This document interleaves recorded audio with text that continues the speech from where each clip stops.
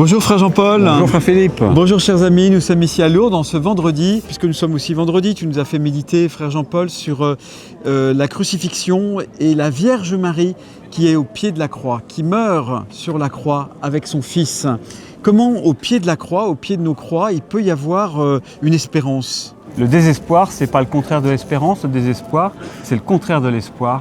Et l'espérance est encore plus forte, même que le désespoir.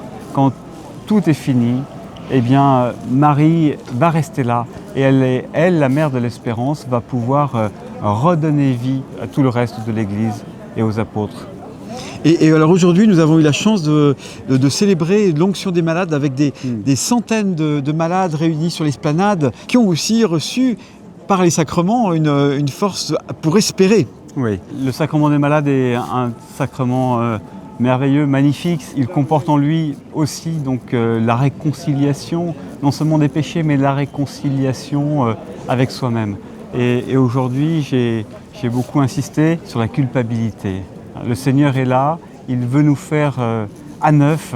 Il nous faut croire en l'immensité de sa miséricorde, de son pardon, de son amour.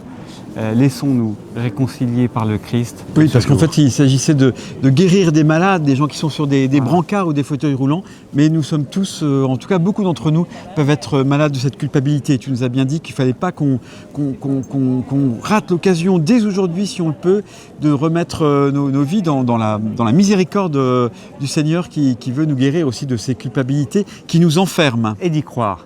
J'ai raconté l'histoire d'un prisonnier qui était enfermé non seulement en prison, mais qui était enfermé aussi dans sa culpabilité. Je lui donnais sa grande réconciliation et j'ai vu à quel point ça l'a soulagé. Je voulais qu'il soit un homme libre à l'intérieur des murs de la prison. C'est difficile de croire dans ce pardon du Seigneur. Voilà, j'ai appelé à genoux tous ceux qui sont là de ne pas quitter Lourdes sans avoir déposé les fardeaux d'une culpabilité que le passé peut inscrire en nous. Parce qu'ici à Lourdes, évidemment, on confesse beaucoup, on confesse du matin au soir. Alors Jean-Paul, peut-être une dernière question en ce vendredi. Dans la nouvelle traduction de la liturgie de la messe, on dit « Nous attendons l'espérance, l'avènement de notre Seigneur Jésus-Christ ». C'est ça notre espérance? Il va venir, il vient, il est déjà venu, il est déjà là. C'est-à-dire il va venir et il est déjà là. L'espérance, elle est à la fois à la source et elle est l'horizon. Elle est le point de départ, elle est l'alpha et l'oméga de notre vie. Elle est notre horizon. Et donc, et le Christ est par excellence, voilà, le Verbe fait chair, c'est l'espérance, il est l'espérance. Nous n'en faisons pas l'expérience parce que précisément pour faire l'expérience de l'espérance, il ne faut plus rien avoir à quoi se raccrocher.